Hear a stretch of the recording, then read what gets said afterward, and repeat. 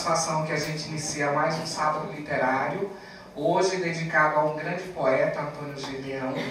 A palestra ficará a cargo do professor Dr. Saulo. Então a Natália é a nossa madrinha de evento. E hoje nós temos o prazer de ter o filho da Natália, né, que é o mais jovem palestrante dos sábados literários e que passa a ser doravante o nosso mascote.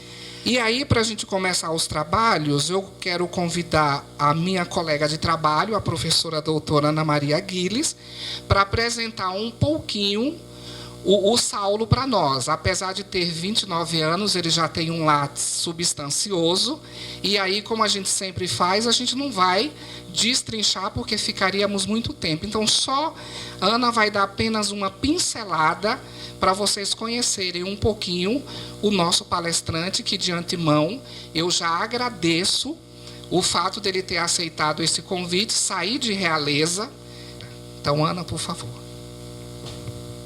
Boa tarde a todos, sejam bem-vindos para mais essa tarde muito agradável, muito linda. Bem, o professor Saulo Gomes Timóteo é professor assistente de Teoria Literária e Literatura na Universidade Federal da Fronteira Sul, campus de Realeza, Paraná, desde 2011.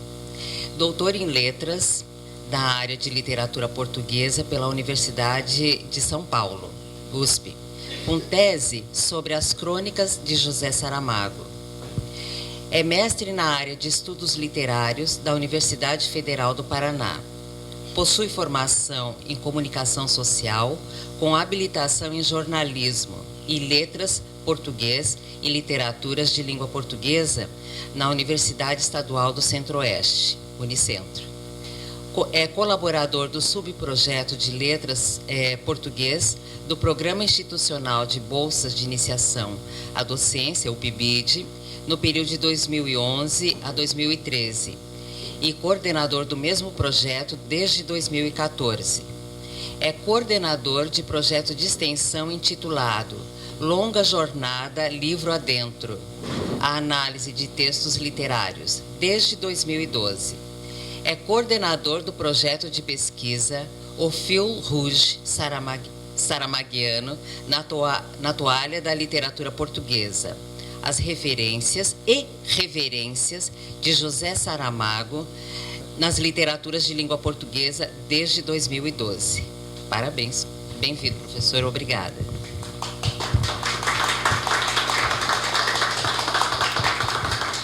Inicialmente, muito obrigado ao professor Edson por ter me convidado para participar deste evento. Obrigado a toda a equipe da Unicentro pelo apoio, que, como foi falado aqui no meu currículo, eu sou filho da Unicentro, então tem isso. Sou da Natália também. Não a Unicentro com a Natália, mas a Natália é minha mãe, a Unicentro é minha foi onde me formei. A minha fala hoje será uma fala não muito acadêmica, porque não acredito que seria muito interessante ter um peso acadêmico aqui.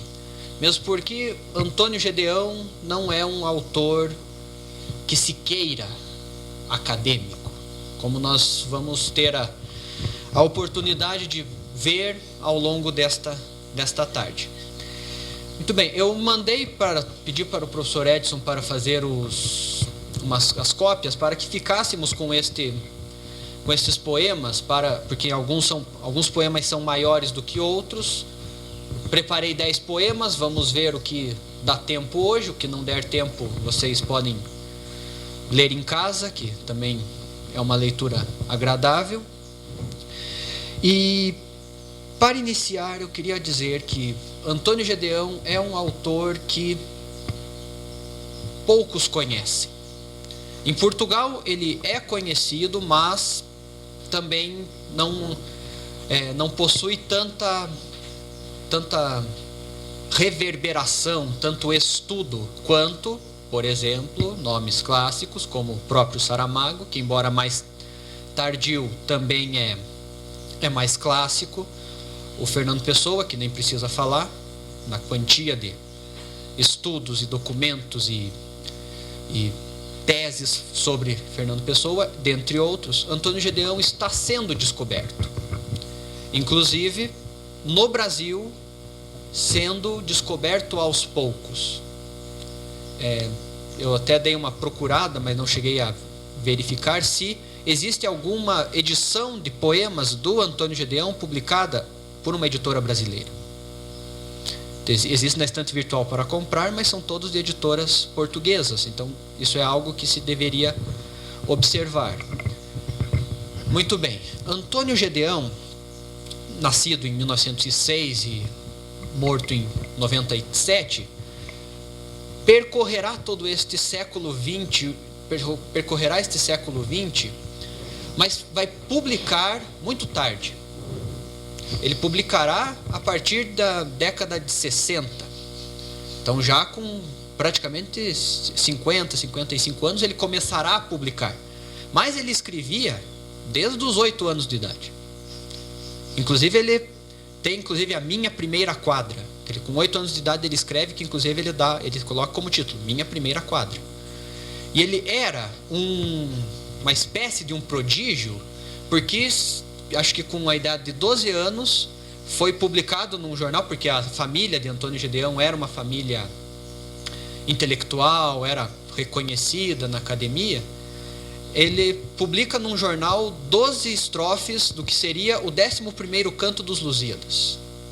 Ele iria fazer a continuação dos Lusíadas, mas daí resolveu não fazer. Ele se matricula na Faculdade de Ciências Físico-Químicas e se forma e é professor de física e de química, de ciências, no caso, durante praticamente 4 décadas. Mas ele é poeta. E esta poesia dentro dele vai sendo construída e vai sendo alimentada ao longo de toda a sua vida. E a sua poesia terá uma coisa diferente das demais.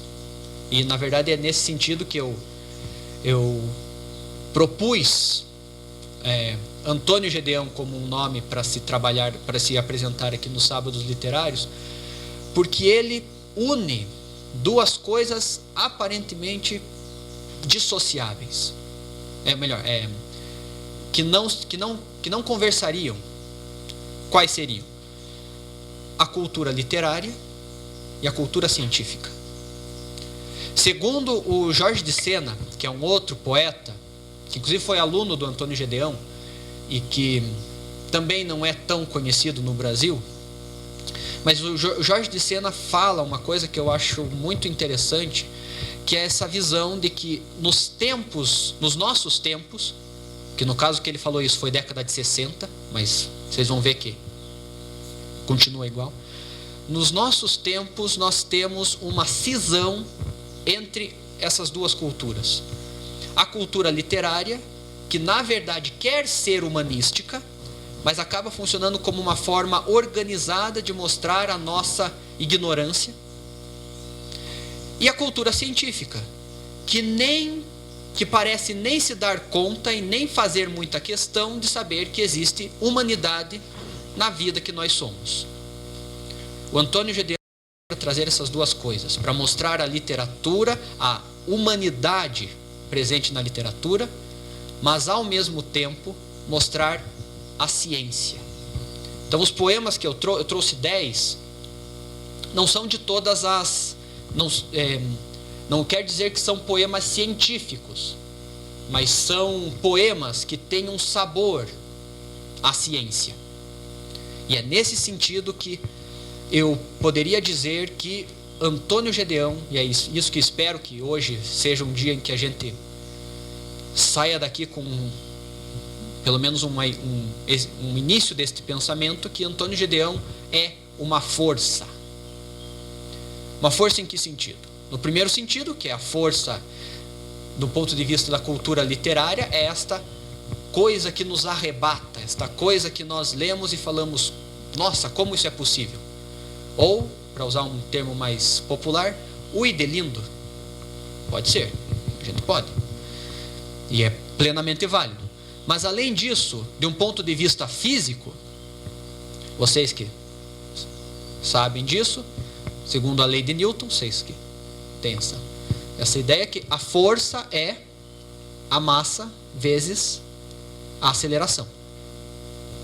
Essa ideia de força do Antônio Gedeão, da massa vezes a aceleração, a gente pode perceber nestes poemas, que será o que lhes vou mostrar hoje, nessa visão de que a massa é esta coisa, esta matéria, este objeto, seja ele qual for, que ali está, mas que está parado, mas que está inerte, até que chega a aceleração.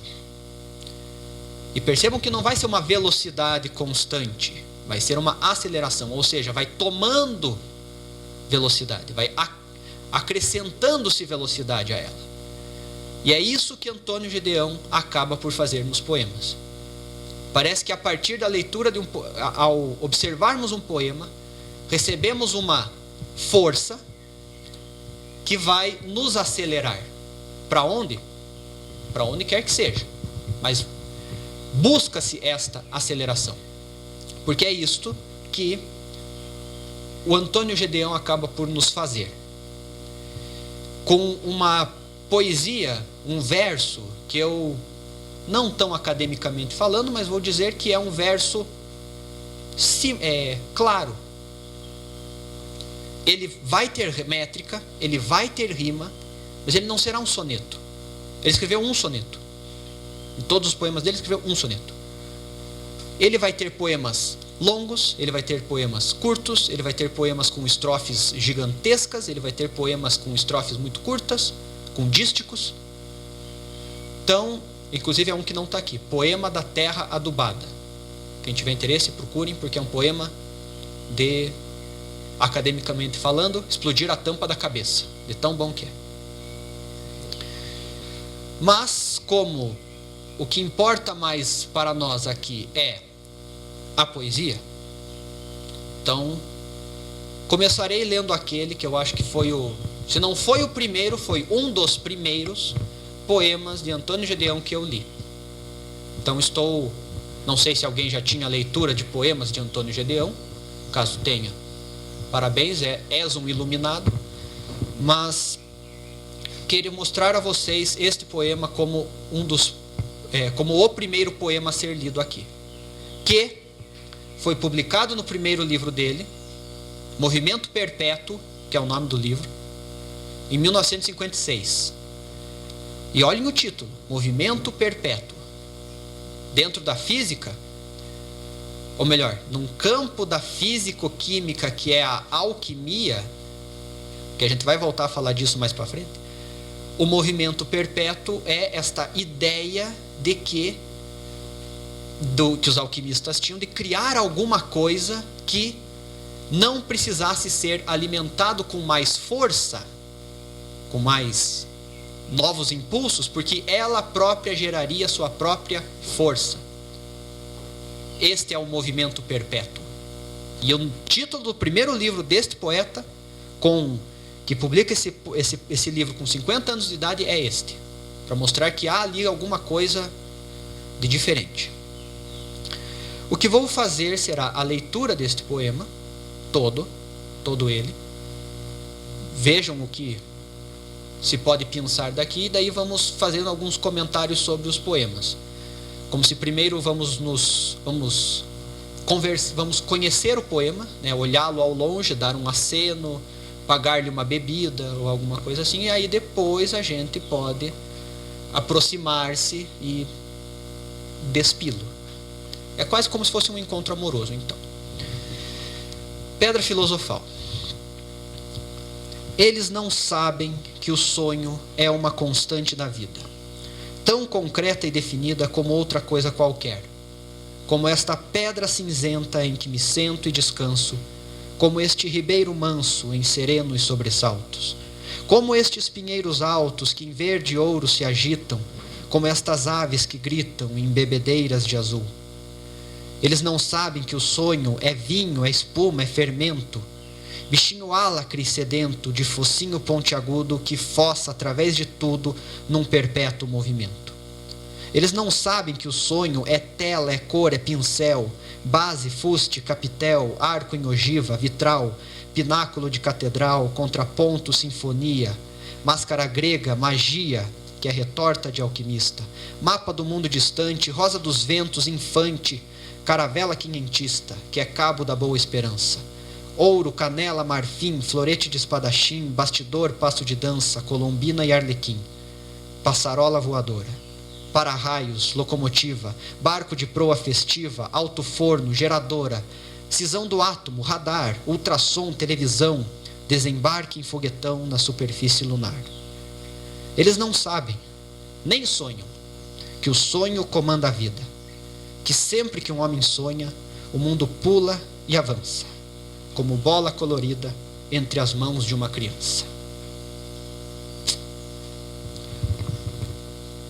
Vamos lá ver então.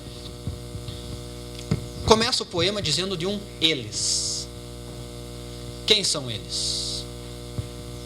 Eles não sabem. E o que eles não sabem? Para não ficar tão assim, vamos falar. Podem falar. Ninguém briga. Eles não sabem o quê? Que o sonho é uma constante da vida. Ou seja, quem são eles? Todos aqueles que não sabem que o sonho é uma constante da vida. Tão concreta, o sonho é concreto, o sonho é definido, como qualquer outra coisa. Como essas pedras, como esse ribeiro, como esses pinheiros, como essas aves. E aqui no nosso bosque temos praticamente todas essas coisas. E o sonho é isso. Então, o que o nosso Antônio Gedeão está fazendo aqui é apresentando realmente o título, a pedra filosofal. Não é a do Harry Potter. Se bem que a do Harry Potter também funciona e tem a questão da alquimia, etc. e tal. Mas, o que é a pedra filosofal? A pedra filosofal era aquele objeto, quem leu Harry Potter ou viu o filme sabe também, é aquele objeto que não só poderia transformar pedra, qualquer metal, em ouro, mas que poderia dar a vida eterna, mas que poderia fazer todas as experiências alquímicas do mundo. E o que Antônio Gedeão nos está falando aqui? Essa pedra filosofal existe. E é o sonho. Olha isso. Olha isso que é a ideia de química, a ideia de física, a ideia física, material disso, mas conectada com o elemento humano, que é o sonho, no caso. Esta primeira estrofe vai trazer isso, ao passo que a segunda vai especificar vai fazer associações. Vai fazer associações de elementos concretos, de elementos visuais, de elementos perceptíveis no mundo real, mas que vai funcionar, e o Antônio Gedeão é maravilhoso nesse sentido, porque ele vai mostrar uma quantidade infinita de metáforas, de alegorias. Por quê? Porque ele vai mostrar isso para que você associe o elemento físico, concreto, real, objetivo, intimamente ligado com o elemento do sonho, abstrato, imaginário.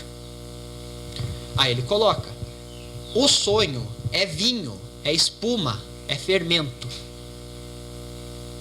Vinho, espuma e fermento. O que faz isso? Fermento faz crescer. A espuma efervescência. Então visualizem que esses elementos concretos adquirem esta simbolização, se tornam um símbolo do sonho.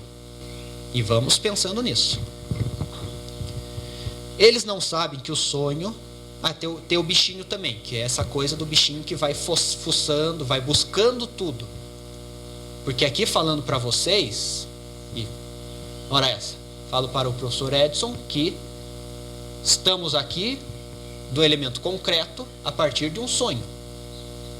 Que agora eu não vou lembrar onde que eu li isso, li agora, que você tinha mostrado uma coisa.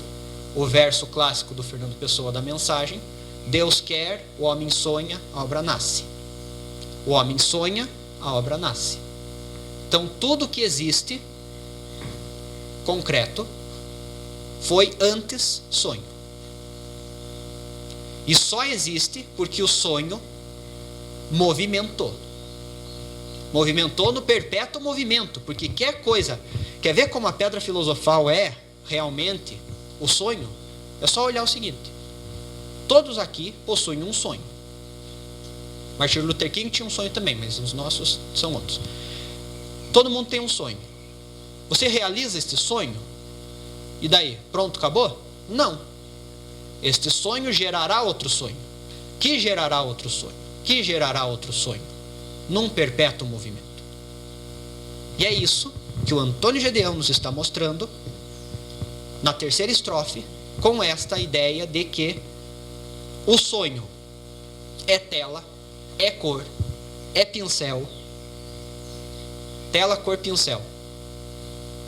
Respeito a quê? Pintura. Ele vai falar das artes. Ou seja, toda tela, todo desenho, todo rabisco, antes de ser rabisco, é sonho. O sonho é aquilo. Base, fuste, capitel. Base, a base no caso é a própria, pode ser tanto a base no conceito de arquitetura.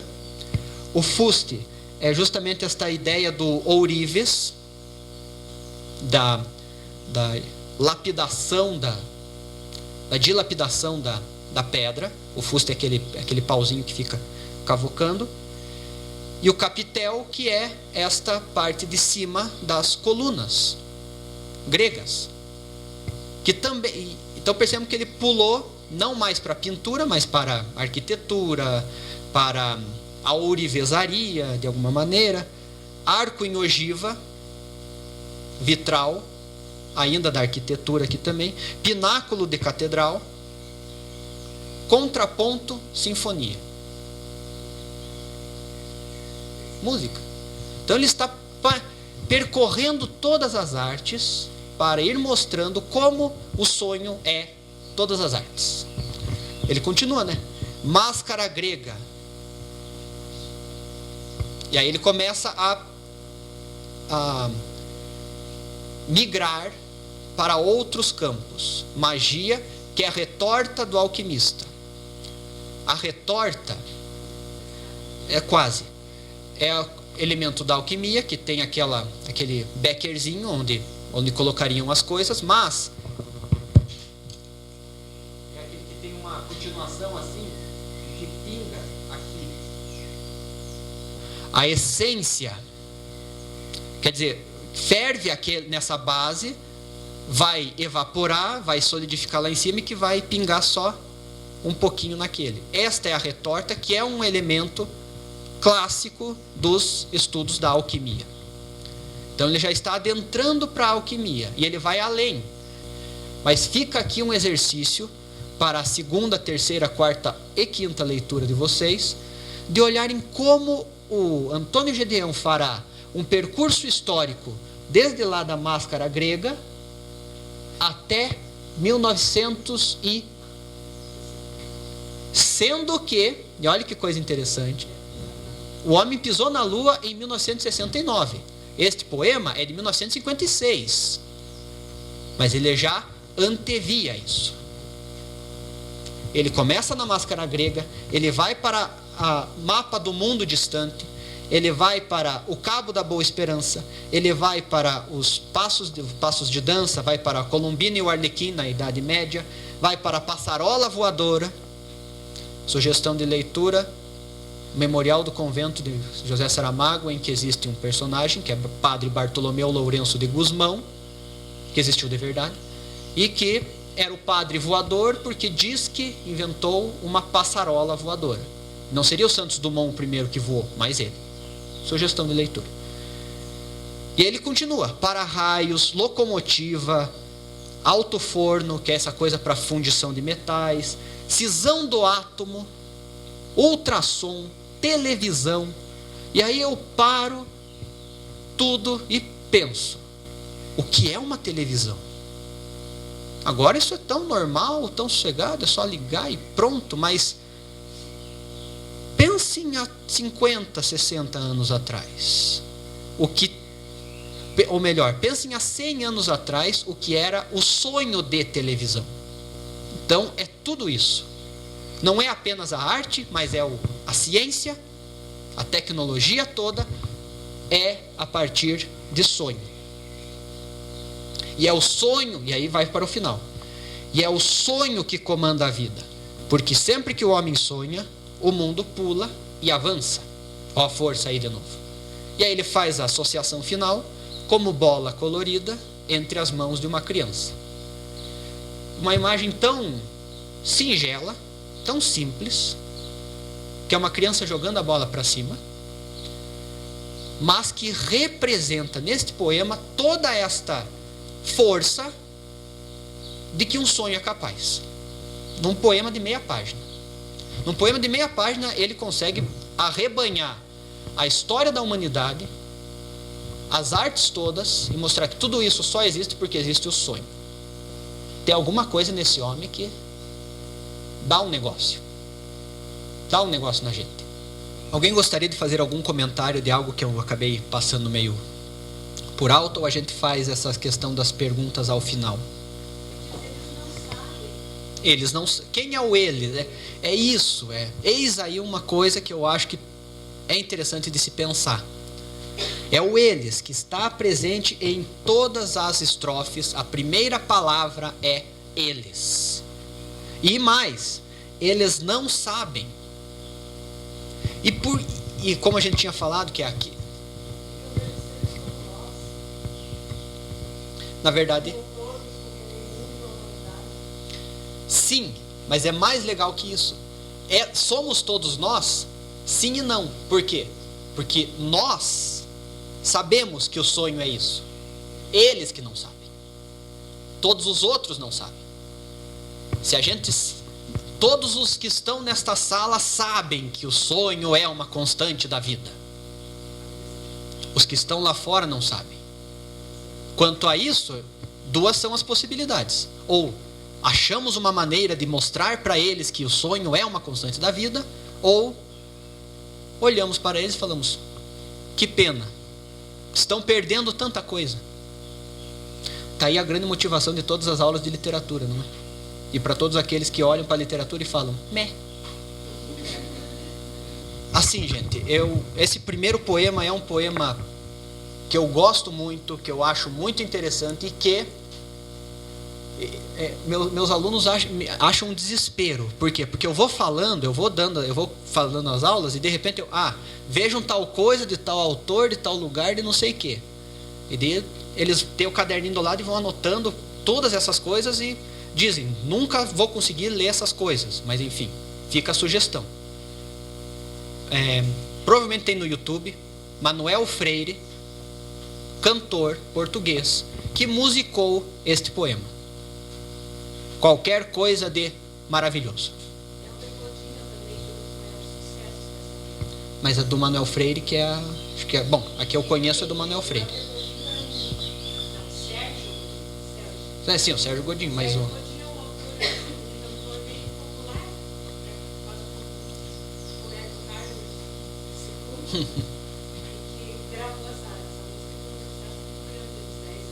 mas o Manuel Freire também. Eu não conheço a do Sérgio Godinho, mas a do Manuel Freire, escutem, dura 3 minutos, mas são 3 minutos maravilhosos. Fica a sugestão. Passando em frente, esse segundo poema é um poema da questão científica, que eu tinha comentado anteriormente quando falei do Antônio Gedeão, da ideia dele ser professor. Era professor do ensino secundário, do ensino médio, de física e química.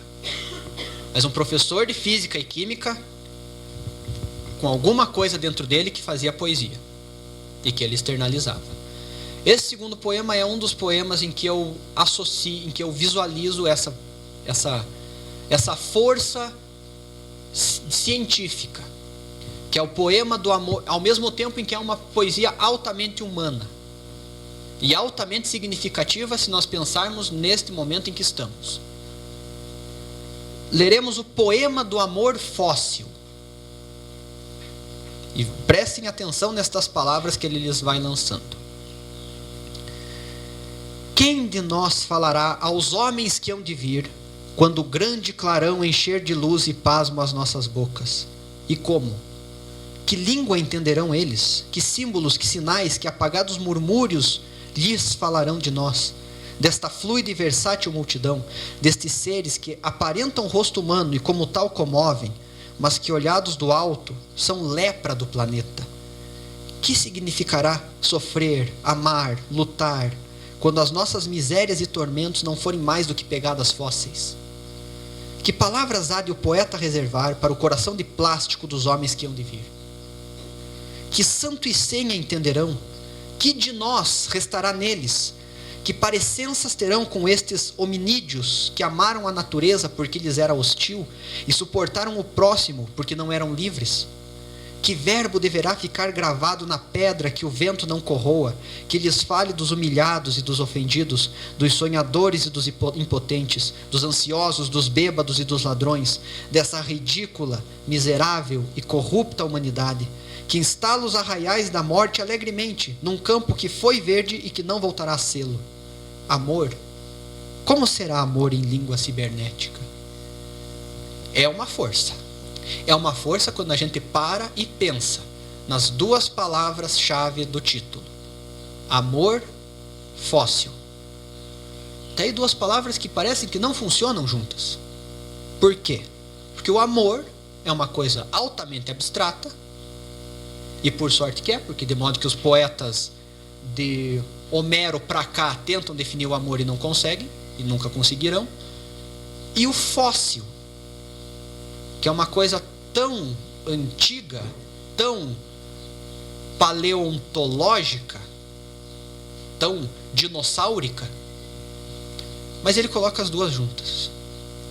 E qual é a motivação dele ao fazer isso? Olhar para o futuro, mas não o futuro agora, da nossa próxima geração, mas da geração muito além, de quando não sobrarem, que de nós restará neles, quando quase não nos quando não reconhecermos a humanidade que somos agora, uma humanidade que se tornará no futuro de 100, 200, 1000 anos. Basta observarmos 1000 anos atrás, o ano 1000 depois de Cristo, como era esta sociedade, como era esta gente, como eram estes valores, como era isso tudo. Olhando isso de lado, do passado, e olhando agora, 1000 anos que se passaram, olha o que mudou, inclusive em relações humanas, inclusive em tudo isso. Então olhem que o que o Antônio Gedeão nos fala neste poema, inclusive do coração de plástico dos homens que hão de vir, é muito isso, de que o que será o amor para eles? Está aí uma coisa que, apesar de ser um poema com uma visão científica, um toque científico, está carregado de uma metafísica e de uma humanidade total. Alguém tem algo a observar com relação a isto?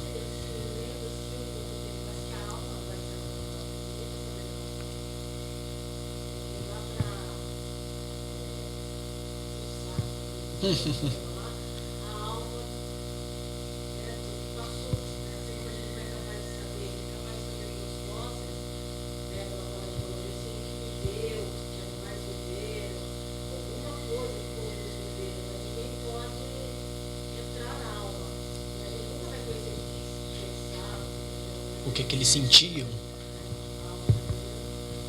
Sim. E eis uma questão que o Antônio Gedeão nos coloca, que é: o que estamos formando? Porque isso é uma coisa para se pensar também, que as nossas ações atualmente terão reflexos futuros, talvez não num futuro de 10 anos, 20 anos, mas de 1000 anos pode ter. E como será esta sociedade?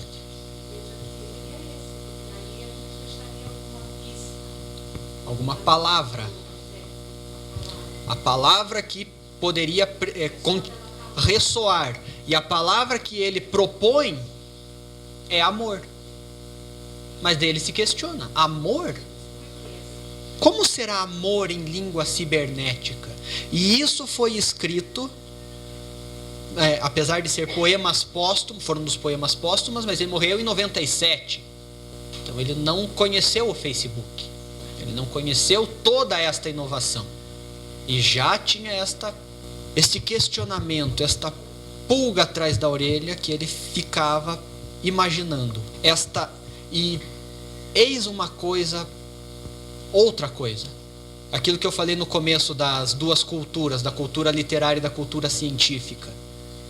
A cultura científica está aniquilando ou menosprezando a cultura literária de tal maneira que isso se torna plenamente possível, de que o conhecimento, a palavra, o verbo a ser gravado para as futuras e longínquas gerações, qual seria para eles entenderem? Como ficaria a humanidade? Como nós transmitiríamos a nossa humanidade atual para a humanidade futura?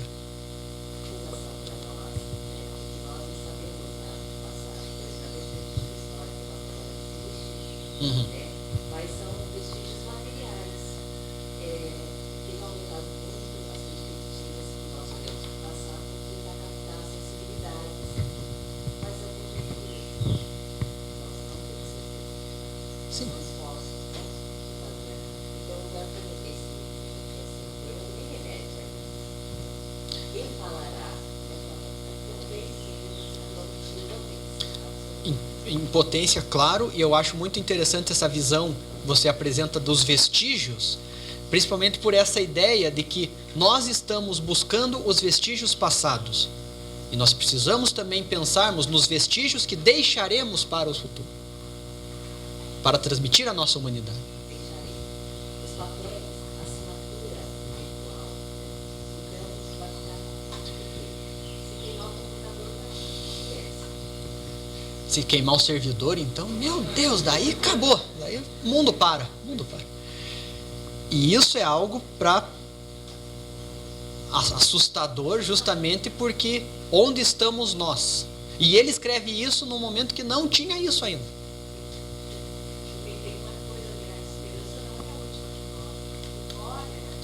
Uhum. Sim, é um dos caminhos. É um dos caminhos, é um dos registros, é um dos vestígios que podemos deixar em que existe uma humanidade. Realmente. Esses vestígios e aí que fica com um pouco de receio. Que quem moldará as futuras e longínquas gerações serão eles. Aí que começam as questões. Para desanuviarmos, mas não muito, porque com Antônio Gedeão nunca desanuviamos por completo, um dos poemas que é o mais conhecido dele, que é Lágrima de Preta. É do segundo livro dele, Máquina de Fogo, do terceiro livro dele, desculpe, Máquina de Fogo, 1961, e é um poema simples, 5 sílabas poéticas, redondilha menor, rimadinho ali no segundo e quarto verso, tudo certinho. Vocês, os alunos e professores de letras que gostam de fazer a escansão dos poemas ali, podem trabalhar ali sossegados. Olhe o poema. Encontrei uma preta que estava a chorar. Pedi-lhe uma lágrima para analisar. Recolhi a lágrima com todo cuidado num tubo de saio bem esterilizado. Olhei-a de um lado, do outro e de frente. Tinha um ar de gota, muito transparente. Mandei vir os ácidos, as bases e os sais, as drogas usadas em casos que tais. Ensaiei a frio, experimentei ao lume. De todas as vezes, deu-me o que é costume. Nem sinais de negro, nem vestígios de ódio. água, quase tudo, e cloreto de sódio. Eis um poema de todas as políticas amplamente necessárias de discutir preconceito racial, etc.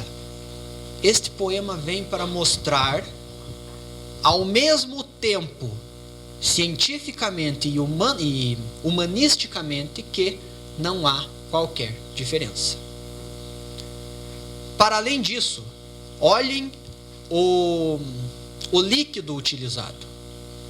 É a lágrima. Palavra por sobre todas simbólica, de um ponto de vista humano, que a lágrima tem essa conotação de sofrimento, em especial de sofrimento, e no contexto do poema o sofrimento se apresenta como a primeira e mais evidente interpretação do choro. Existem lágrimas de ódio, lágrimas de alegria, lágrimas de felicidade, etc. Mas as que aqui aparecem, parecem-me muito mais de um ponto de vista deste choro, desta angústia,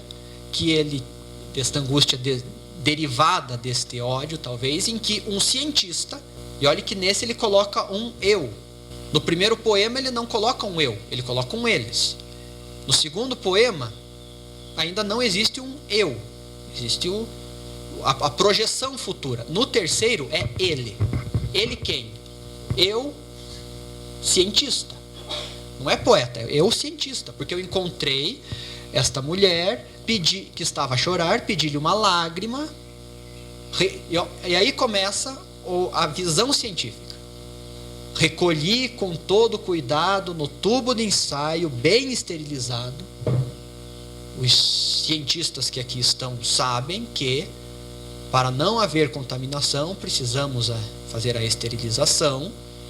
E aí ele começa a olhar, medir, e aí fazer com experiências com ácidos, com bases, com os sais, as experiências químicas. Ensaiei a frio, quer dizer, o ensaio a frio é justamente esse experimento feito numa determinada temperatura reduzida, para justamente ver como o experimento se comporta. Aí ele vai experimentar ao lume, né, fazendo uma alta temperatura, o que acontece. Então ele tenta tudo. Ele analisa por todos os métodos científicos para analisar esta lágrima, a frio, no calor, mas de todas as vezes o resultado, olha que coisa científica, o resultado deu-me sempre o do costume. Antes de falar da última estrofe, dos dois primeiros, dos dois últimos, o ponto de vista científico: água e cloreto de sódio. Por isso que a lágrima é salgada. Água e cloreto de sódio. Gosto muito do água, entre parênteses, quase tudo, quase como se desse uma piscada ao leitor. Mas os dois primeiros versos, por sua vez, mostram o que ele esperava que talvez pudesse sair como resultado. Não há um sinal de negro, afinal de contas a lágrima é transparente, não há um sinal de negro, e não há um sinal de ódio. Então, da onde surge isso? Não é de um ponto de vista científico, é de um ponto de vista, não vou dizer racional porque não é, mas dessa irracionalidade, dessa atribuição do eles. Vou falar do eles várias vezes aqui ainda, mas é isso. Então, o que o Antônio Gedeão está fazendo com uma sensibilidade e uma delicadeza supremas é usar a ciência para humanizar, que era aquilo que o Jorge de Sena falou que era uma coisa que faltava na cultura científica. Que a cultura científica afastando-se cada vez mais da humanidade, até chegarmos às gerações que hão de vir ali no poema do Amor Fóssil, que é um perigo. E aqui ele está mostrando, por esse aspecto, da mulher negra que lhe empresta não, né? Porque como é que ele ia devolver? Mas que lhe dá uma lágrima para ele analisar. E lá não encontra nada que socialmente, culturalmente, justifique qualquer forma de preconceito ou de ódio. Sem uma palavra difícil, todos são capazes de entender, mas que alguns não são capazes de entender. Eles não sabem. Esse do alquimista é grande, é bruto, mas é bom. Eu gosto desse poema porque, ao mesmo tempo que tem a figura realmente do alquimista, mas é um alquimista que não funciona. Por quê? Porque a alquimia é um sonho. E, na verdade, a pedra filosofal, empiricamente falando, nunca ocorreu, como outras coisas da alquimia aqui. Mas o que eu vou apresentar a vocês é que existe o alquimista 1, que é este, é o personagenzinho que vai aparecer, e existe o alquimista 2, que vai ser a própria pessoa, o próprio eu lírico que fala.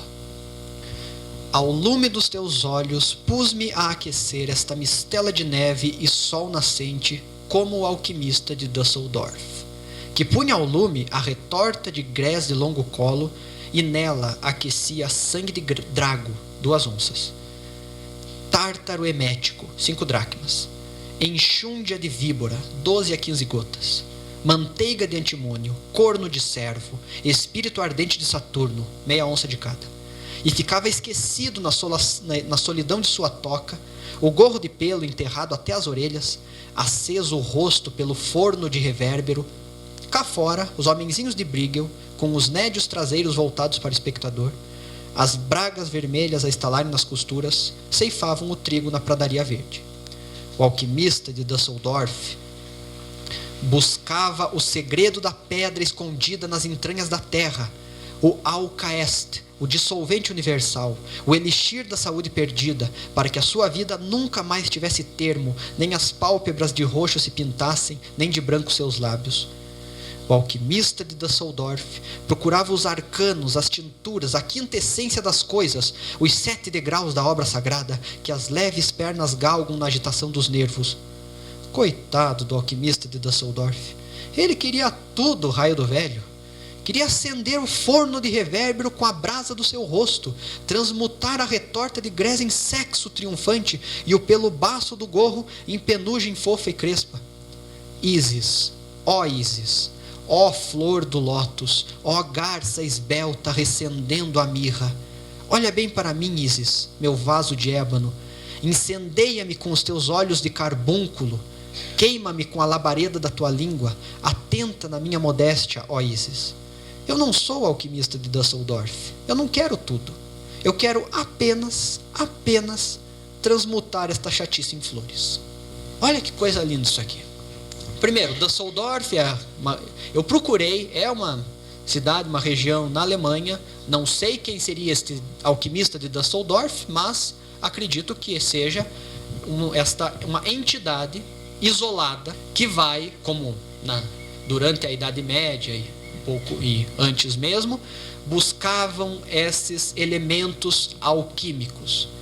Um dos que eu gostei mais é justamente o que aparece ali, que é o Alcaeste. O que é o Alcaeste? É o dissolvente universal. O que os alquimistas buscavam com o que é este Alcaeste? Era um líquido, ou talvez não fosse um líquido, mas fosse algum objeto, alguma matéria que pudesse dissolver qualquer coisa. O dissolvente universal. O problema é que como que você vai criar uma coisa que... Você pode criar uma coisa que dissolvesse qualquer coisa, mas aonde que você ia manter essa coisa que dissolvesse qualquer coisa? Por isso que é uma coisa alquímica. É um sonho. Que imagine, eu criar uma coisa dessas, quantas coisas eu não poderei fazer? Mas isso é o tipo de utopia, é o tipo de quimera que os alquimistas tinham que lidar, que era com isso, de que isso não é realizável. E olha que coisa legal. É igual o sonho. Olha como tudo tem a ver. Quantas vezes a gente, nossa, eu queria fazer alguma coisa, queria não sei o que, mas isso não dá para fazer. Quem fala o isso não dá para fazer? Eles. Que não sabem que o sonho é uma constante da vida, etc e tal. Então é isso. este poema do alquimista, eu gosto dele muito porque há esses dois personagens. O alquimista de Düsseldorf, que está lá com o gorrinho escondido, sentado, tentando descobrir, martelando na cabeça como que eu vou criar o elixir da saúde perdida, para eu poder viver para sempre, e etc e tal. E o poeta, que também é uma forma de alquimista, e que vai dialogar com esta Ísis, ó flor de lótus, e vai mostrar que a minha alquimia é mais fácil, e melhor, e mais possível, que é qual? Transformar esta chatice em flores. Eu só quero isso. Estamos falando de Antônio Gedeão, físico, químico, de profissão, que vai olhar para o professor. Tem isso também. É um professor, resumindo tudo. O professor é um alquimista. Eis a grande revelação. O professor é um alquimista que tem a capacidade de transformar a chatice em flores. Tá certo que o professor de literatura tem essa possibilidade um pouco mais fácil, mais palpável de se apresentar. Mas eis um problema da questão de ser professor. Estou falando porque eu sou do PIBID, era coordenador do PIBID, então também estava com esta questão de fazer docência. E eis um problema também, porque o professor é aquele que pode transformar chatice em flores, mas ao mesmo tempo é aquele que pode transformar flores em chatice. Há perigos aí, há perigos. Para além disso, de um ponto de vista mais formal, vamos olhar ali para o poema e perceber que este poema em particular realiza-se em dois momentos também.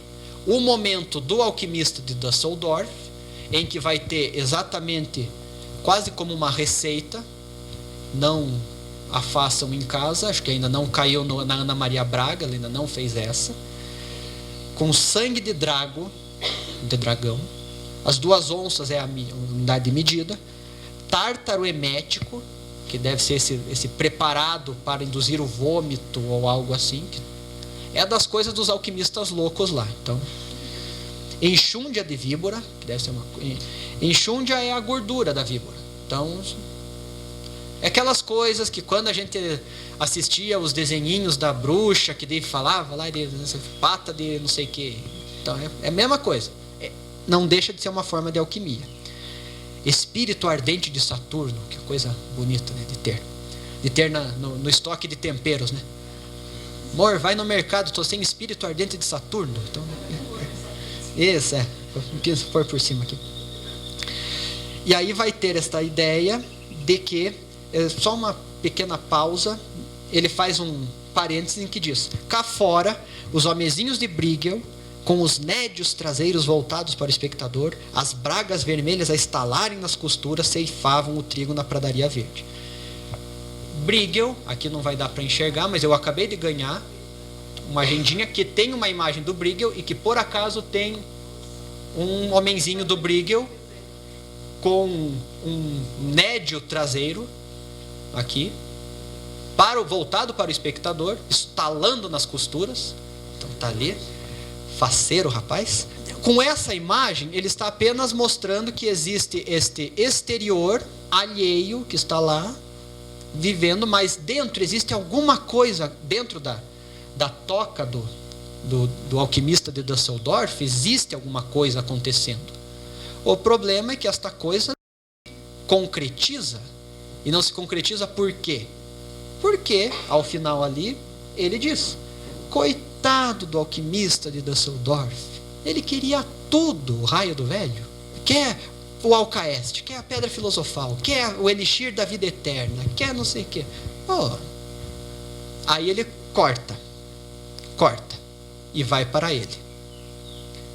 E antes dele dizer, dele se focar em si, no seu movimento alquímico, ele fala isso, algo tão amoroso, tão afetivo, que ele fala para esta alguém, Ísis, a flor de lótus, quase com um sabor a Cântico dos Cânticos, talvez aqui, ó, garça esbelta recendendo a mirra. Homens que aqui estão, por favor, quando chegarem em casa hoje, ó flor de lótus, ó garça esbelta recendendo a mirra, falem para suas esposas, suas namoradas que dá. Fica bom. Imagine chegar e falar: incendeia-me com os teus olhos de carbúnculo. Carbúnculo é um rubi. Também é uma ferida dentro de uma árvore, não sei o que, mas ela precisa saber só que é rubi, né? Não precisa dizer que é ferida dentro de uma árvore, que daí não pode não funcionar. Então, aí ele chega e fala: atenta-me na minha modéstia, ó Ísis. Eu não sou o alquimista de Düsseldorf. Eu não quero tudo. Então, aí está a diferença. Aí está um dos perigos, talvez, um contraponto à pedra filosofal. Por quê? Porque não adianta só o sonho, só querer mundos e fundos. Não adianta. Precisa ter alguma coisa. Precisa concretizar alguma coisa. É o que o bom e velho Álvaro de Campos, na sua Tabacaria, quem não conhece, por Deus, corra e leia, é grande, mas é bom. Ele fala que o mundo é para quem nasceu, o mundo é para quem nasceu para o conquistar, e não para quem sonha que pode conquistá-lo, ainda que tenha razão. Por que ele fala isso? Não é querendo botar todo mundo para baixo, mas é dizendo que você tem um sonho muito bom, mas este sonho está só na sua cabeça. Este sonho precisa ter uma força, ganhar uma aceleração que possa realizar-se de alguma maneira, de alguma medida. Senão, é só um sonho que nasceu e morreu em sua cabeça. Então, percebam que existe isso também. Ele não é só um sonhador. Quase a música do Leonardo, né? Mas tá. Ele não é só um sonhador. Ele sabe que ele precisa fazer alguma coisa.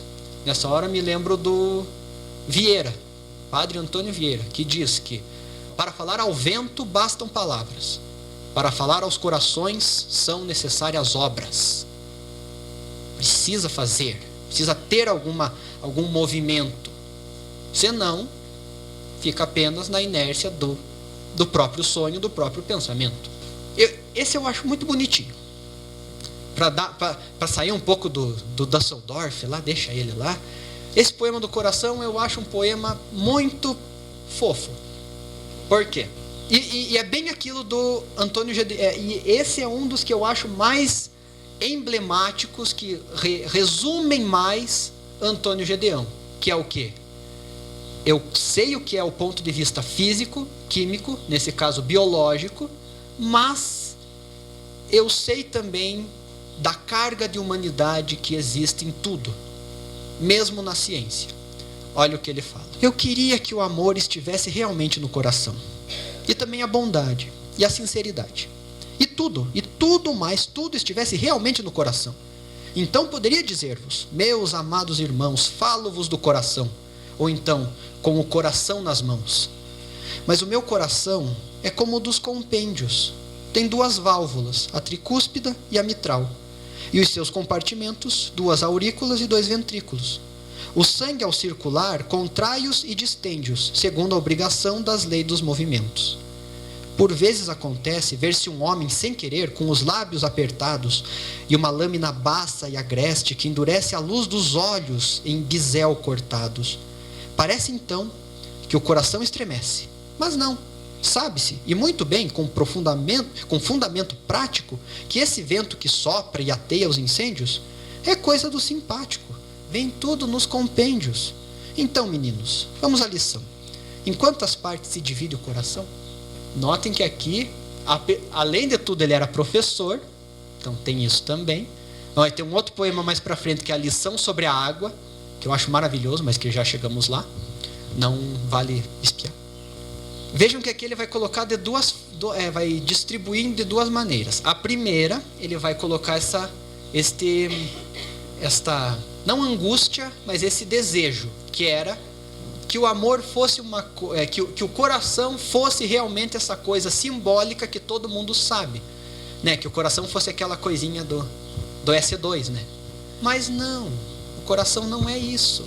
O coração, o de verdade, o concreto, é como o dos compêndios, como o do livro didático, daquele lá, que daí tem duas, como é que ele fala?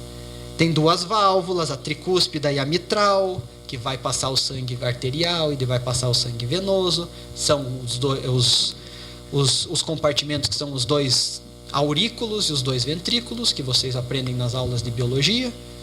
Aquelas coisas. Então, quer dizer, num primeiro momento, numa primeira leitura, a gente percebe que o que o Antônio Gedeão nos está mostrando aqui? Acabou com a poesia. Porque o que é o coração? O coração não é esta coisa que bate de amor. E ele vai além, quando ele coloca na terceira estrofe: por vezes acontece ver-se um homem sem querer com os lábios apertados e uma lâmina baça agreste que endurece a luz dos olhos em bisel cortados.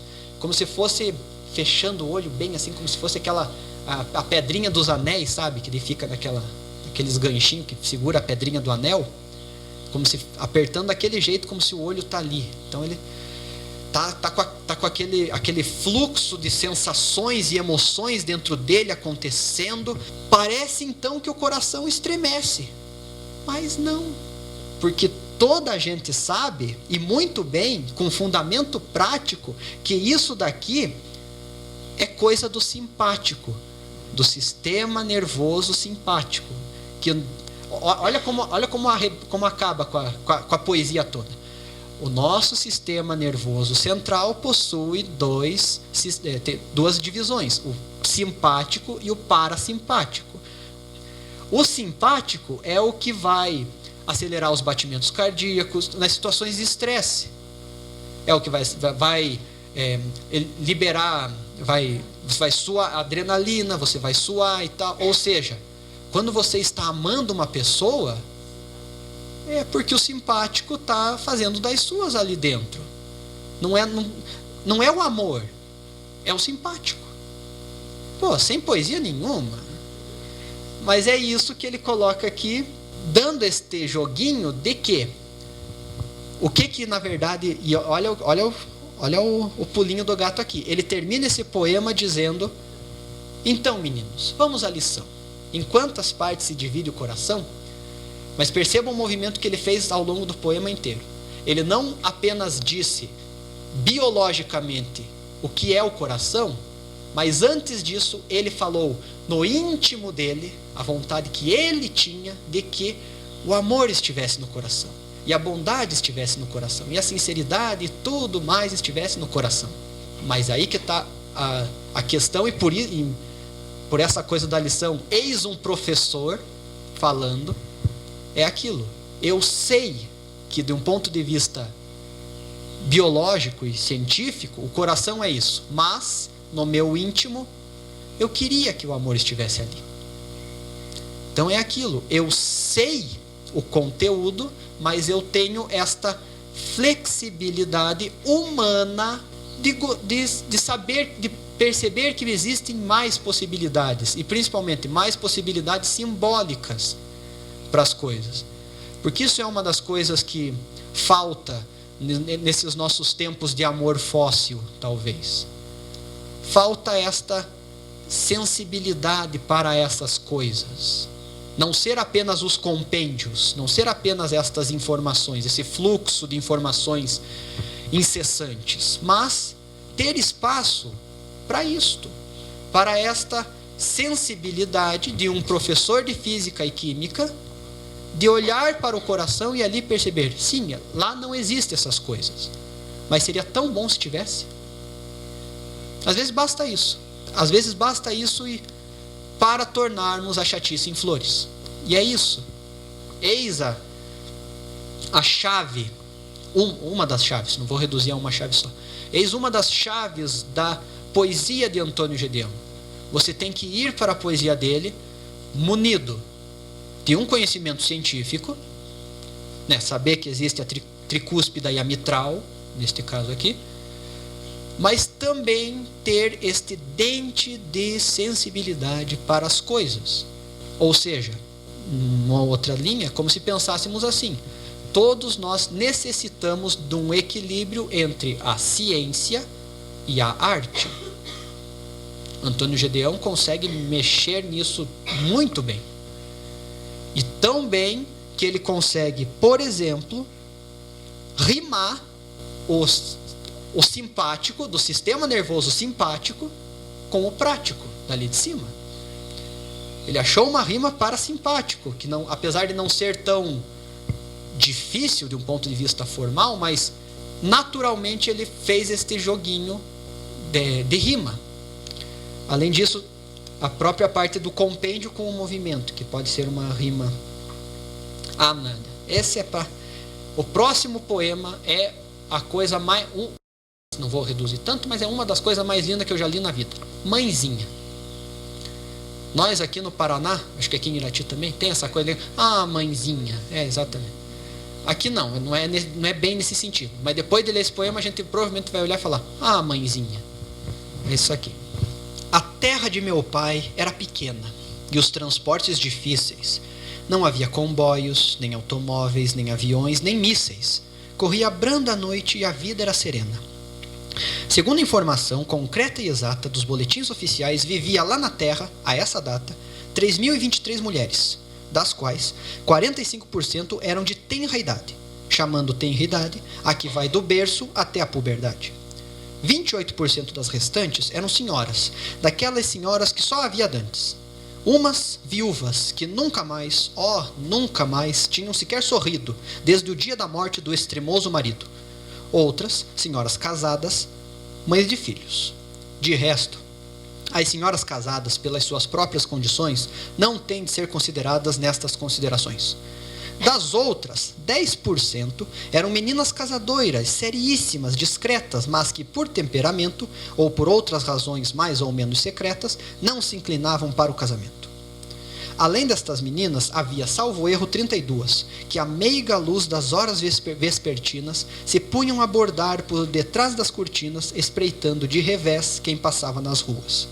Dessas, havia 9, que moravam em prédios baixos como então havia, um aqui, outro além, mas que todos ficavam no troço habitual que o meu pai percorria, tranquilamente no maio sossego, às horas em que entrava e saía do emprego.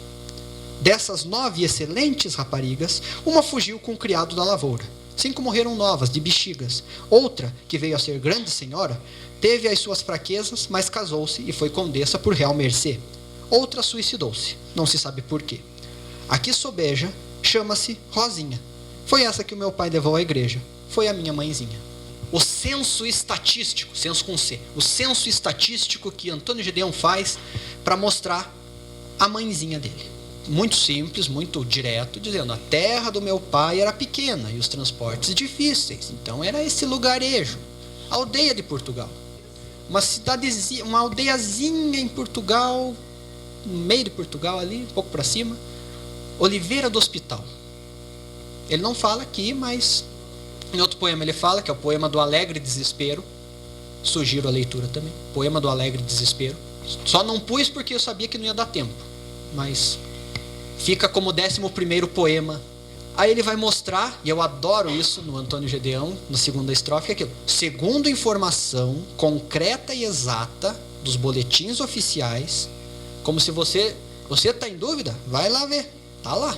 Só ir lá no cartório, procurar e vai ver que existem 3.023 mulheres. Mas aí que está o problema. Que ele, desde o título, ele já entregou o ouro. É a mãe dele, ele vai falar da mãe dele. Mas ele ainda não está falando da mãe dele. Está falando de 3.023 mulheres. Mas agora vamos ver. Dessas 3.023 mulheres, nem todas poderiam ser a minha mãe. Vamos reduzi-las. Então ele coloca: 45% eram de tenra idade, chamando tenra idade que vai do berço à puberdade. Então, dessas 45, desse total de 3.023 mulheres, apenas 55% dessas mulheres poderiam ser a minha mãe, porque não são meninas, né? Não são meninas de berço até a puberdade, que não poderiam ser minha mãe. Então, sobram 1.662. 28% das restantes eram senhoras. Então, vamos ter que descontar 28%. Vão restar 1.197. Estamos afunilando. E aí, essa coisa das senhoras eu gosto porque é como se fosse assim. Existem todas as nossas mulheres ali da aldeia. Vamos tirar as que são meninas e vamos tirar as que são senhoras, que não seriam a minha mãe. Mas ele não fala só isso. Olha o jeito que ele coloca. Eram senhoras, daquelas senhoras que só havia dantes. Aquelas senhoras, daquelas... Nas aldeiazinhas de Portugal, que às vezes até no jornal hoje aparecia lá, as mulherzinhas de preto, tudo desse tamanhinho elas. Você põe um gancho na cabeça, vira chaveiro, aquelas coisas assim. Sim. Então é daquelas. Essa eu acho lindo, né? Umas viúvas que nunca mais, entre parênteses, nunca mais, tinham sequer sorrido desde o dia da morte do extremoso marido. Como senhoras só como dantes se faziam. Outras senhoras casadas, mães de filhos. Aí ele para e diz: de resto, estas senhoras casadas têm que ser, pelas suas próprias condições de serem casadas, têm que ser desconsideradas nessas considerações. E eu adoro, e por isso inclusive que eu estou fazendo esse movimento de ler o poema todo primeiro, para vocês terem essa audição do poema. Porque o poema é todo... todos são poemas calmos, principalmente esses. São poemas que se vão fazendo aos poucos e que vão fluindo. Essa é uma palavra interessante. Vão fluindo. E são poemas que eu visualizo como se as palavras que aqui se vão pondo vão construindo a história sem grandes dificuldades. Lógico que nós sabemos as dificuldades de fazer um poema. Olavo Bilac já dizia tudo isso no Há um Poeta e Profissão de Fé, 2 poemas que eu sugiro a leitura também. É como se ele vai construindo a sua imagem e nós vamos acompanhando serenamente também. Das outras 1.197 que eu tinha falado antes, 10% eram meninas casadoiras, seríssimas, discretas, mas que por temperamento ou por outras razões mais ou menos secretas não queriam saber de casar. Muito bem. Então, temos que descontar 119, que são os 10%. Restam, então, e olha onde que ele quis chegar. Existem 3.023 mulheres, mas na verdade, no fim de tudo, existiam 1.078. E olha que é gente ainda. Imagine, existia naquela aldeia, em Portugal, 1.078 mulheres possíveis de serem a mãe de Gedeão, de Rômulo de Carvalho, que é o nome de verdade dele. Mas, como todos nós sabemos, mãe só tem uma. Como o próprio ditado popular já nos diz. Então, agora ele vai ter que dar um jeito de mostrar que existe toda essa gente, mas não, tem que ser só uma. E aí ele vai restringir um pouco mais. Além dessas meninas, havia, salvo erro, 32. Então agora ele já... Não, na verdade, além de todas essas, muito bem, mas para o nosso cômputo, olha que coisa mais estatística, né? Para o nosso cômputo, havia 32. 32 que faziam o quê? Que a meiga luz das horas vespertinas se punham a bordar por detrás das cortinas, espreitando de revés quem passava nas ruas. Porque aquelas que moravam lá, no interior, e nunca viram ninguém, e ficavam isoladas, essas não iam ser a minha mãe. Da mesma forma, aquelas que moravam do outro lado, ou que não ficavam na janela, não podem entrar na nossa conta. As que entrarão na nossa conta terão que ser apenas aquelas mulheres, aquelas moças na idade para casar, que ficam na janela espreitando de vez em quando quem passa por detrás do, lógico, porque são discretas, afinal de contas. 32, mas calma. Existem 32 ao longo de toda a aldeia. Dessas, havia 9 que moravam em prédios baixos, como então havia, porque tinham outros que moravam em prédios altos, que não interessa pra gente, então 9 em prédios baixos, um aqui, outro além, mas que todos ficavam no troço habitual que o meu pai percorria. Troço é português, é o caminho. É o caminho. Sim, enfim. No troço habitual que o meu pai percorria tranquilamente, no maio sossego, é maio, porque é o mês das noivas, as horas em que entrava e saía do emprego. Olha onde que o Antônio Gideão chegou. Eu cheguei no ponto. Tem 3.023 mulheres? Tem. Mas dessas, as que efetivamente poderiam ser minha mãe, só tem 9. Por quê? Porque elas estão em idade própria para casar, ficam no andar baixo, que poderiam ser vistas por meu pai, no caminho em que meu pai percorria para ir e voltar do trabalho. Então olhem que só tinha 9. Dessas 9, dessas excelentes raparigas, que é legal isso aí, uma fugiu com o criado da lavoura. Ainda bem que não foi minha mãe então, né? Porque 5 morreram novas, de bexigas. Outra, que veio a ser grande senhora, teve as suas fraquezas, mas casou-se e foi condessa por real mercê. Teve de tudo. Uma fugiu com um criado, outra casou-se e foi condessa, outras 5 morreram de bexigas e outra suicidou-se. Não se sabe por quê. Inclusive, ó, a sonoridade do mercê com o porquê, eu acho coisa muito, muito, muito bonita de se ouvir. E aí ele chega ao final. A que sobeja chama-se Rosinha. Foi essa que o meu pai levou à igreja. Foi a minha mãezinha. Foi essa. Olha o percurso inteiro que ele não faz para chegar na mãe dele. Para chegar na mãe dele, ele faz todo o percurso estatístico, probabilidade de restrição dessas probabilidades para chegar na uma. Lição sobre a água. Esse é aquele que eu tinha comentado antes. E é curto e vai fazer uma associação com o poema do coração. Este líquido é água. Quando pura, é inodora, insípida e incolor. Reduzida a vapor, sob tensão e a alta temperatura, move os êmbolos das máquinas que por isso se denominam máquinas de vapor. É um bom dissolvente, embora com exceções, mas de um modo geral, dissolve tudo bem, bases e sais, congela 0 graus centesimais e ferve a 100 quando a pressão normal. Foi nesse líquido que numa noite cálida de verão, sob um luar gomoso e branco de camélia, apareceu a boiar o cadáver de Ofélia com um nenúfar na mão. Olha a quebra que ele me faz. Ele vai em 3 áreas completamente diferentes, mas que vai nos dar 3 lições sobre a água. A primeira, esse líquido é água. Fala aquela coisa que todos nós sabemos, né?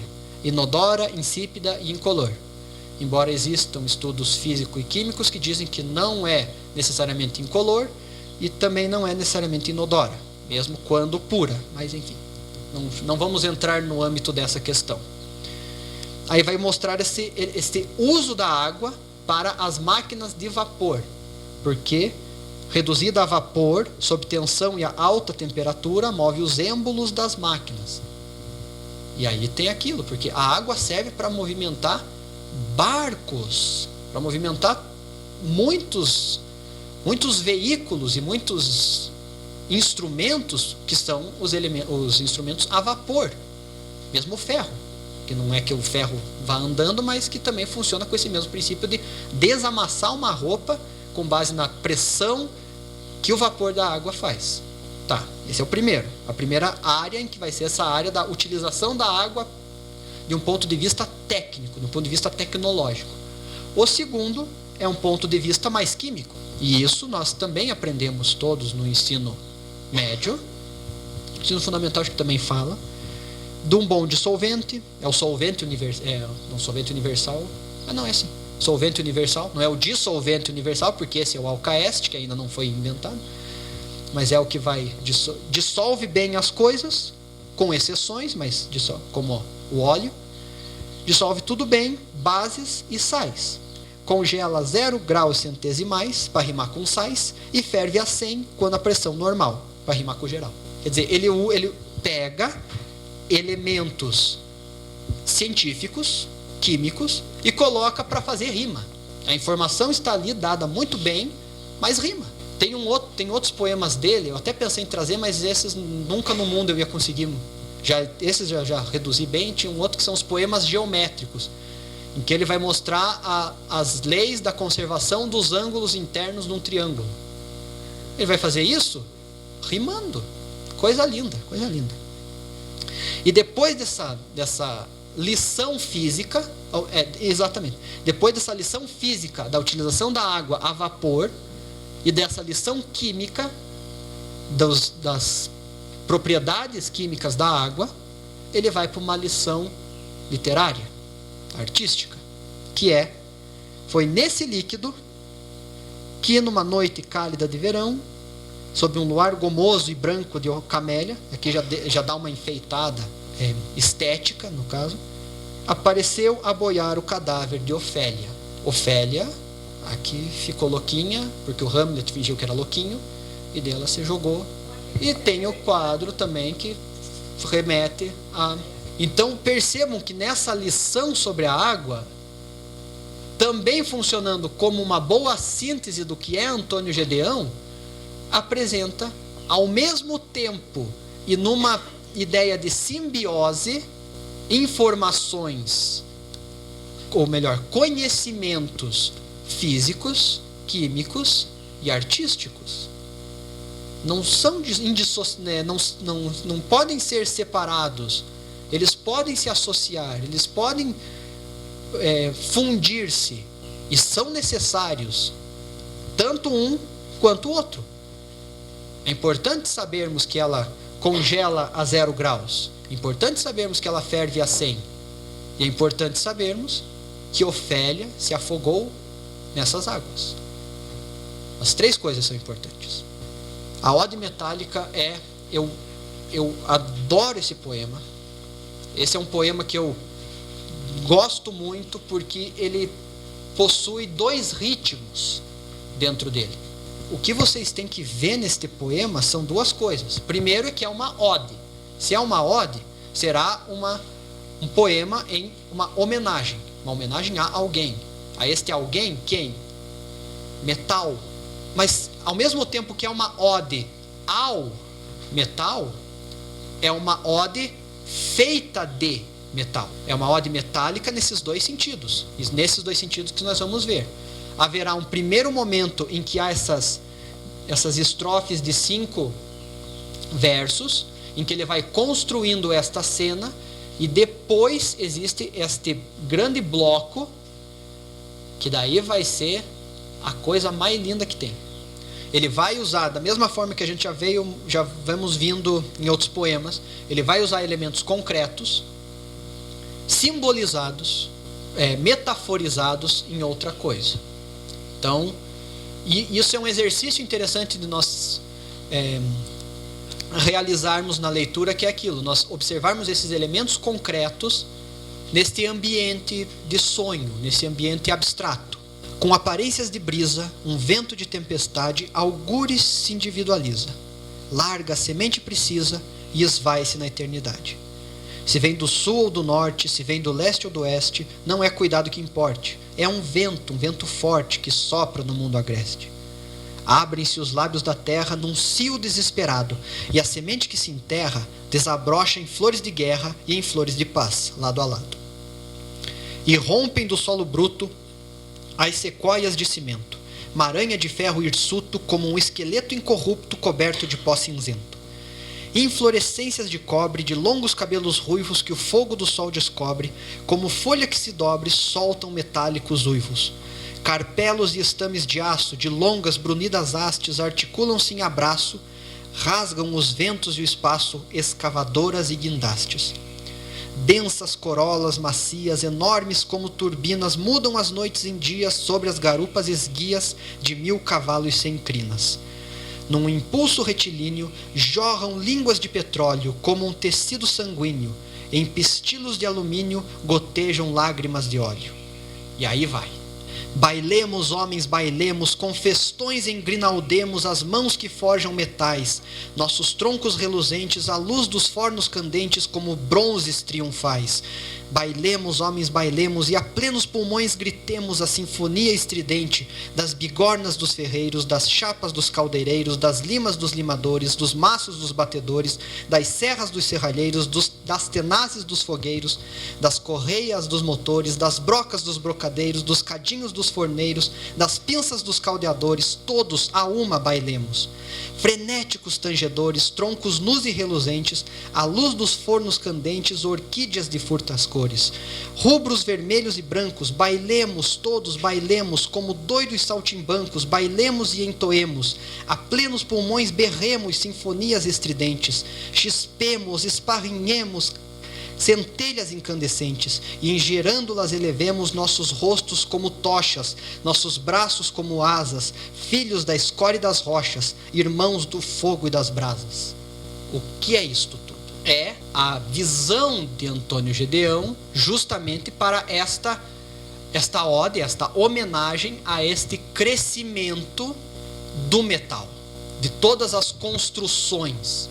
E o que ele está mostrando aqui, nesse primeiro, vou falar primeiro dessa primeira parte. A alegoria que ele mostra é que tudo isso, todo o cimento, todo o ferro, todo o aço, ele simboliza como uma árvore. Perceba a primeira estrofe.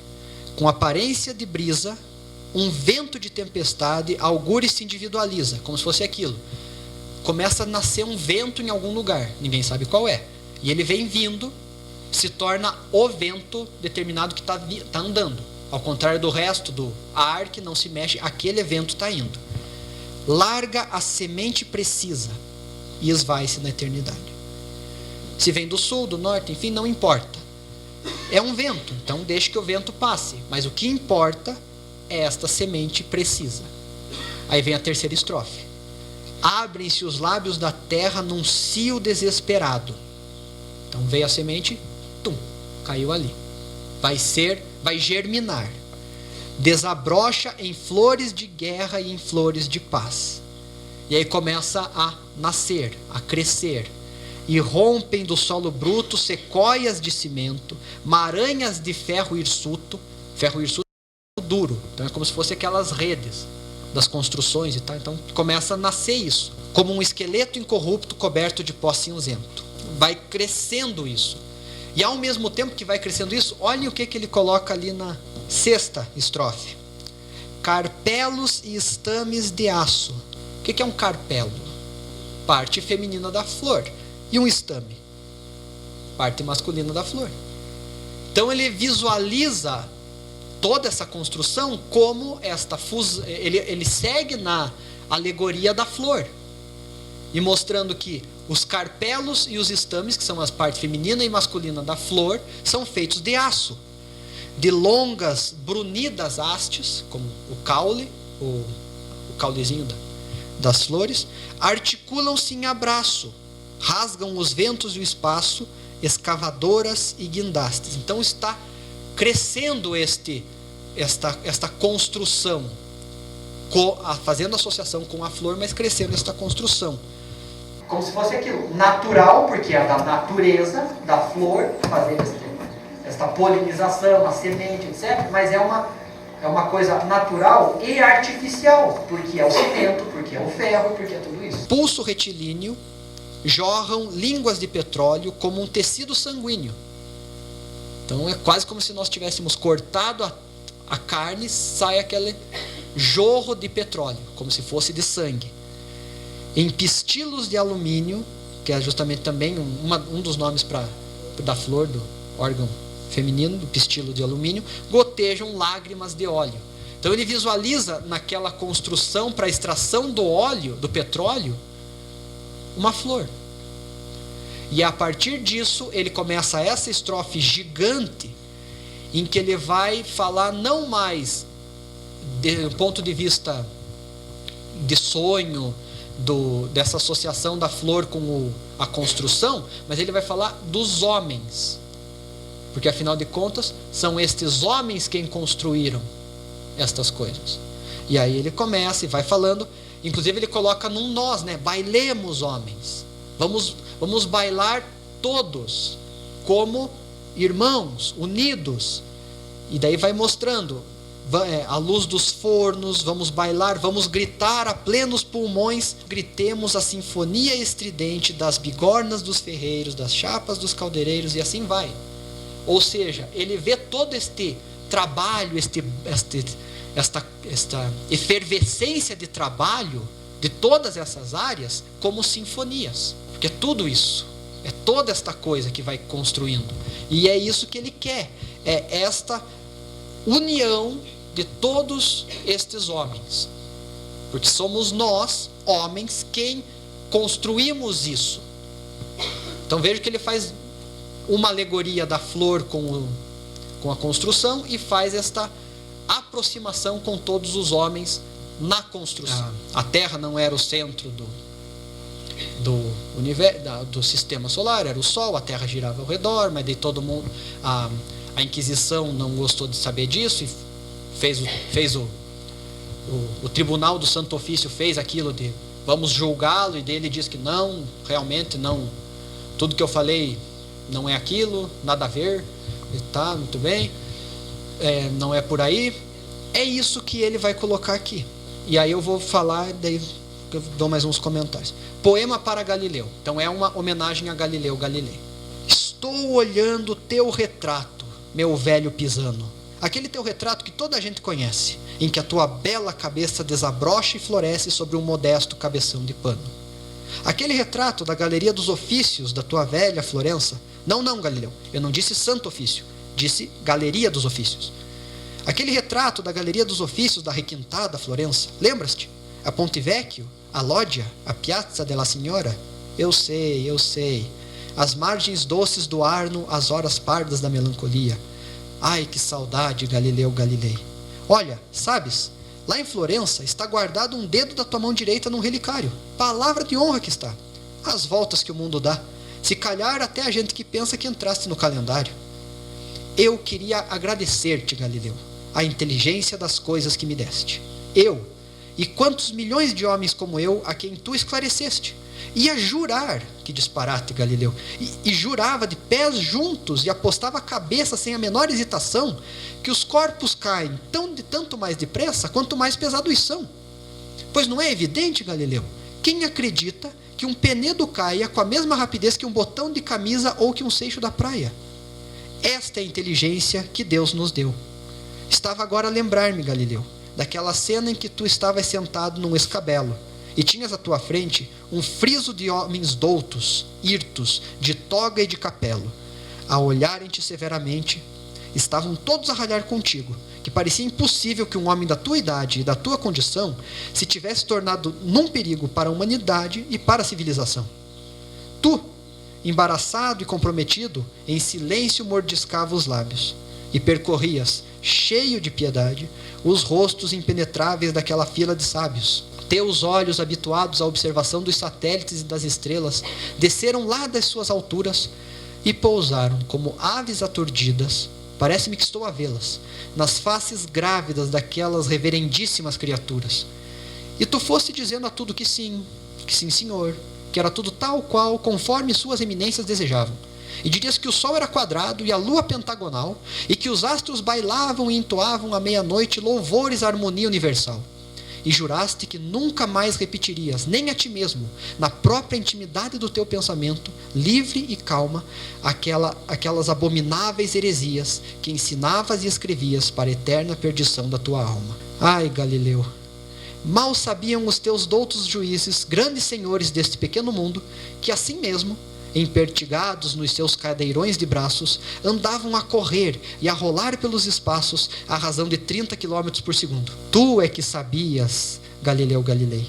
Por isso eram teus olhos misericordiosos. Por isso era teu coração cheio de piedade. Piedade pelos homens, que não precisam de sofrer. Homens ditosos a quem Deus dispensou de buscar a verdade. Por isso, estoicamente, mansamente, resistente a todas as torturas, a todas as angústias, a todos os contratempos, enquanto eles, do alto e inacessível das suas alturas, foram caindo sempre, e sempre, ininterruptamente na razão direta do quadrado dos tempos. Uma que eu esqueci de mencionar antes aqui é aquela ideia, a experiência de Galileu Galilei da Torre de Pisa. Não sei se conhecem, mas os que não conhecem contam, que a Torre de Pisa, meio inclinadinha, Galileu foi lá em cima com uma pedra e uma folha de papel amassada e lançou as duas de lá de cima e mostrou que as duas chegaram ao mesmo tempo lá embaixo, provando que não importa a massa, o que importa não importa a massa, a força, a aceleração da gravidade é a mesma para todos os corpos. E essa informação ele coloca aqui dizendo: eu ia jurar de pé juntos que uma pedra gigantesca ia cair muito mais rápido do que um botão de camisa.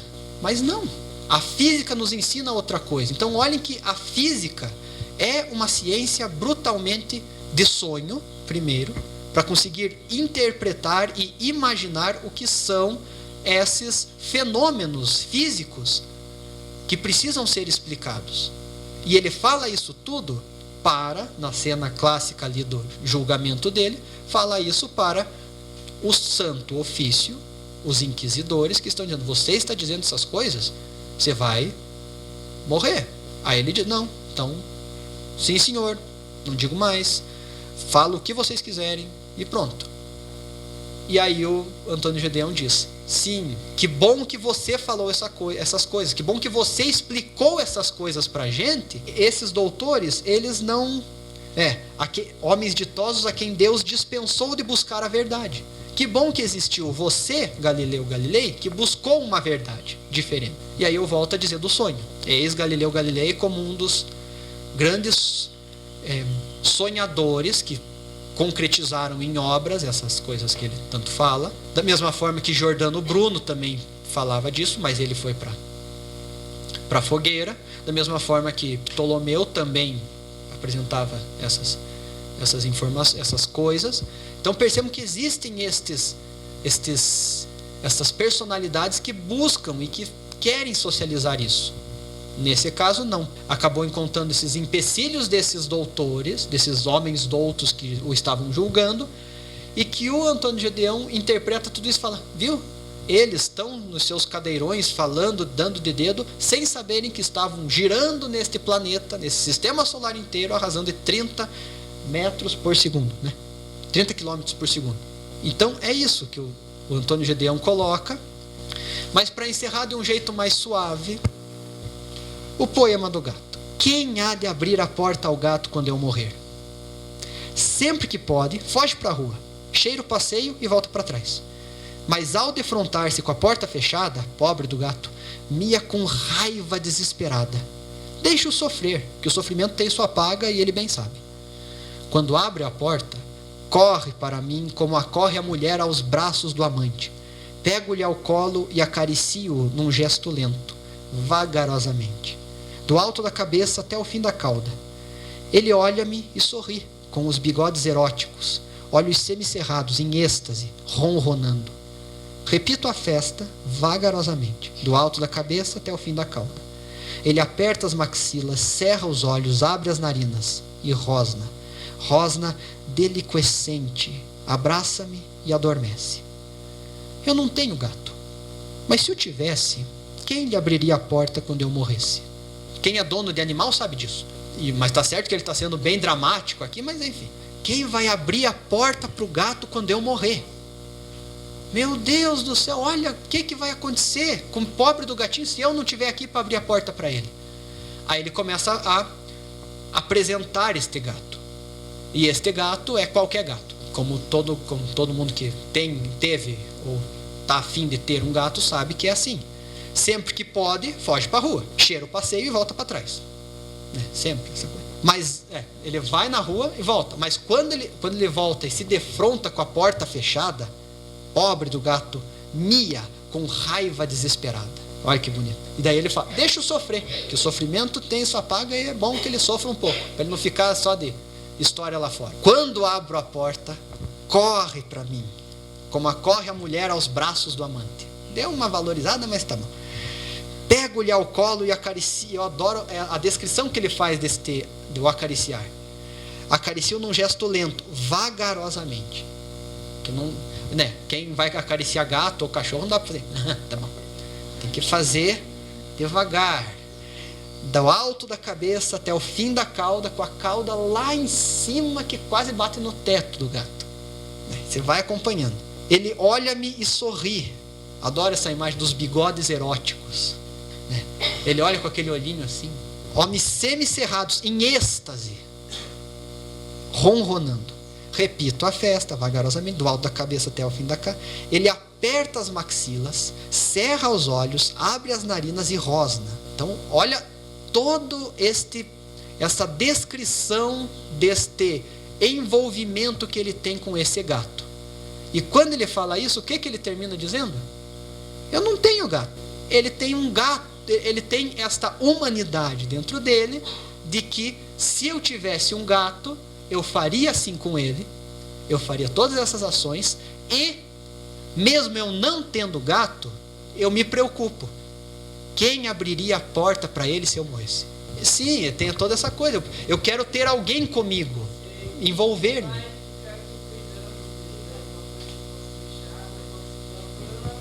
Sim. Afinal de contas, o gato não existe. Mas a gente vai construindo este poema inteiro como se existisse, e ao final realmente o que menos importa é o gato. O que importa é a minha preocupação, o meu envolvimento com as coisas. Porque no fim das contas, Antônio Gedeão é isso tudo, minha gente. E mais do que isso tudo. É este envolvimento com tudo que existe. A física, a química, a biologia, a estatística, as ciências em geral e principalmente os sonhos, que é o que sobe. Eu fiquei sensibilizada porque eu tenho gato. E é exatamente essa experiência que é o meu gato legal para mim fazer conhecer. E tudo, mas é linda essa sensibilidade, né? Conhece tudo. Todo o significado. Sim.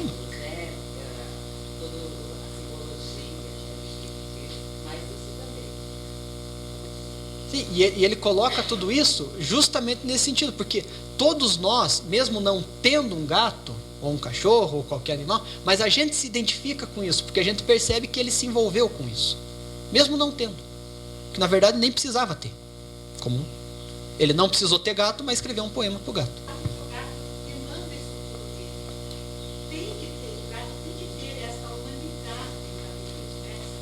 Sim.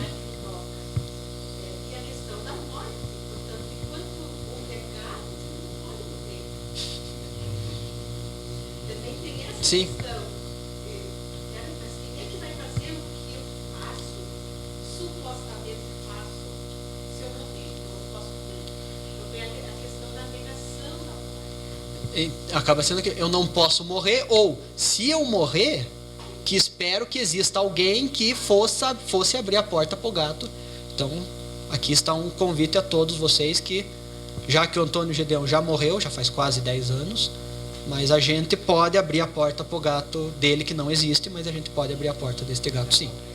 Para ele ir ali fora, de voltar, de a gente passar a mão nele, etc. Gente, muito obrigado pela atenção de vocês. Espero que tenham aproveitado, espero que tenham gostado.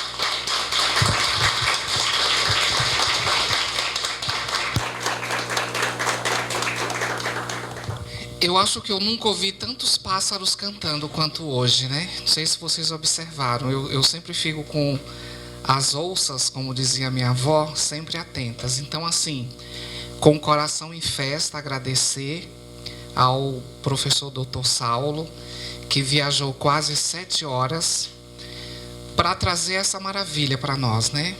Para falar um pouco desse poeta pouquíssimo trabalhado, e que precisa muito ser revisitado, porque, como diz o Massot, o Antônio Gedeão, aí, na segunda metade do século XX, precisa ser muito lido, porque ele tem muita coisa a dizer.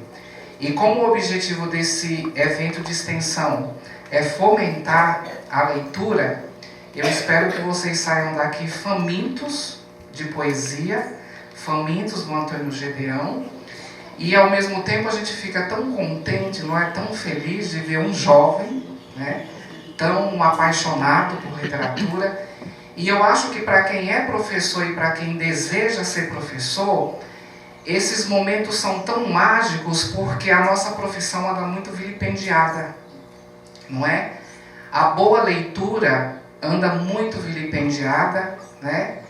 E recentemente eu li o Paulo Mendes Campos, que ele diz uma coisa que me deixou muito triste. Ele falou que num tempo em que as coisas são tão fúteis e baratas, é preciso criar pessoas fúteis e baratas que consumam essas coisas fúteis e baratas. Então, que bom que a gente está tendo a oportunidade para ver esse outro lado. Nem tudo é assim, né? Então, agradecer muito ao Saulo e fazer uma brincadeira com ele, né? Já que nós temos aqui o SEDOC, que generosamente ofertou 7 mimos para os presentes, né? São bloquinhos, então nós vamos fazer esse sorteio. Antes eu gostaria de agradecer muito a presença de vocês, agradecer a presença dos meus colegas da universidade, mais uma vez agradecer a Natália. Foi a Natália que sugeriu o Saulo, que eu não conhecia, mas tive o prazer de conhecer. Muito obrigado, Saulo. Muito obrigado à nossa vice-chefe do departamento que está aqui conosco, aos nossos alunos, aos professores, colegas, alunos, curiosos, visitantes. Agradecer ao Brandalize, né, que tem feito as gravações, e dizer a vocês que nós temos um site do evento. Nesse site do evento, desde a palestra da Natália, via YouTube, essas palestras estão lá para serem visitadas. Então nós temos a palestra da Natália, a palestra da professora Maria Lúcia da Alfarra, e agora a gente vai ter também a palestra do Saulo e, consequentemente, a do Camilo e a do José Saramago, tá certo? E aí agora nós vamos então fazer um sorteio, e aí eu vou pedir ao Saulo que me fale um número de 1 a 26 para o primeiro prêmio, fornecido pelo nosso SEDOC, que está com uma banquinha ali, generosa. Pode ser o 10, então vamos lá. Ana Maria Rufino Guiles. Ah, que amor! Uma salva de palmas para Ana. O Saulo, por favor. Dê um abraço no Saulo. Isso, abraço é sempre bom, né? Saulo, agora de 27 a 52. 49, Jade Cristina Dantas, nossa aluna do primeiro ano de inglês. Uma salva de palmas para a Jade. Não, Jade, aqui com ele só ganha se der um abraço. Saulo, de 53 a 78. 56, Luiz Caron Novaes. Essa é sortuda, vive ganhando presentes, né? Meu Deus, que coisa! Um abraço e um aplauso. De 79 a 104. 91, Marilene Damasceno de Meira, nossa aluna do primeiro ano português, futura professora de literatura.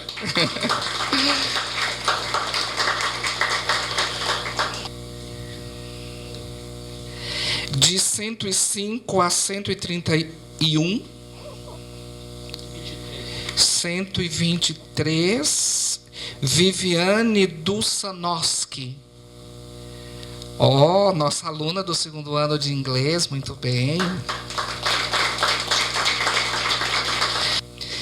Saulo, de 131 a 141.